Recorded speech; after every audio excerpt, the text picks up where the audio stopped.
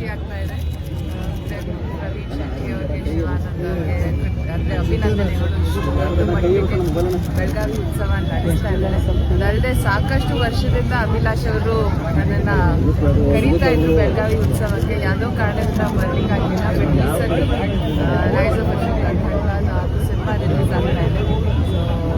ಈ ಸತಿ ಬೆಳಗಾವಿ ಬರೋಕ್ಕೆ ಸಾಧ್ಯ ಆಯಿತು. ಭಾಳ ಖುಷಿ.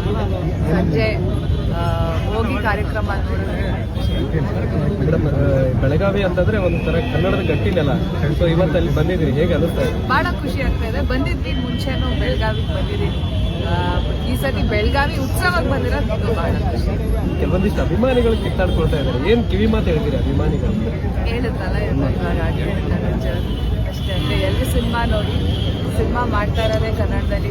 ನೀವೇನು ಹೇಳ್ತಾ ಇದ್ದೀರಾ ಕನ್ನಡ ಹೋರಾಟ ಅಂತ, ಕನ್ನಡ ಸಿನಿಮಾಗಳೂ ಅದ್ರದ್ದು ಒಂದು ಹೋರಾಟನೇ. ಅಷ್ಟು ಸಿನಿಮಾಗಳು ಆಗ್ತಾ ಇದೆ ಕನ್ನಡದಲ್ಲಿ ಅಂತ ಹೇಳಿದಾಗ ನಾವು ಅದನ್ನು ಸಿನಿಮಾಗಳು ಮಾಡ್ತಾ ಇರೋದು ಅದನ್ನು ಬೆಳೆಸೋಕ್ಕೋಸ್ಕರನೇ. ಸೊ ಅದಕ್ಕೋಸ್ಕರ ಕನ್ನಡ ಸಿನಿಮಾಗಳು ಯಾವುದೇ ಬಂದ್ರೂ, ಯಾರು ಹೀರೋ, ಯಾವುದೇ ಹೀರೋಯಿನ್ ಯಾರೇ ಇದ್ರೂ ಸಪೋರ್ಟ್ ಮಾಡಿ.